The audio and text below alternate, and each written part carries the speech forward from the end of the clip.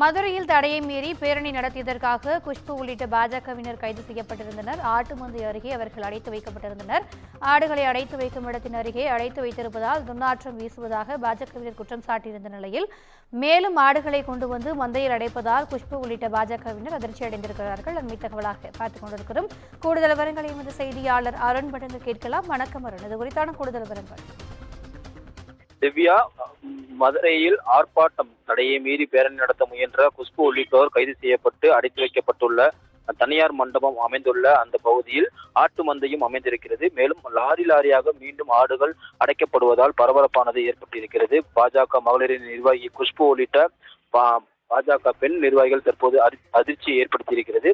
அண்ணா பல்கலைக்கழக மாணவிக்கு அந்த பாலியல் வன்கொடுமைக்கு எதிராக நீதி வேண்டி பாஜக மகளிர் அணி சார்பில் இன்று காலை மதுரையிலிருந்து சென்னை வரை பேரணியானது நடைபெற முற்பட்டது. இதில் தடையை மீறி காவல்துறையினர் அனுமதி மறுத்த நிலையில் தடையை மீறி பேரணி நடத்திய குஷ்பு உள்ளிட்ட ஏராளமான மாநில மகளிர் அணி நிர்வாகிகள் ஏராளமான சுமக்கல் ஒர்க் ஷாப் சாலை பகுதியில் உள்ள 1000 வீட்டு யாதவர் ஆட்டு மந்தை திருமண மண்டபத்தில் அடைத்து வைக்கப்பட்டுள்ள நிலையில் காலை முதலாக மண்டபம் அமைந்துள்ள அந்த மந்தைக்குள் விற்பனைக்காக ஆடுகள் தொடர்ச்சியாக சாறையாக வரவழைக்கப்பட்ட நிலையில் மீண்டும் தற்போது லாரிகளில் ஏராளமான ஆடுகள் மந்தைக்குள் கொண்டு செல்லப்படுகிறது. இதனால் பாஜக நிர்வாகியான குஷ்பு மற்றும் பாஜக மாநில மகளிர் நிர்வாகிகள் தற்போது அடைத்து வைக்கப்பட்டிருக்கும் மண்டபத்தில் உள்ள அந்த மந்தைக்குள் அடுத்தடுத்து ஆடுகளை அடைத்து வருவதால் பாஜக நிர்வாகியான குஷ்பு உள்ளிட்டோர் தற்போது அதிர்ச்சிக்கு உள்ளாகி இருக்கிறார்கள்.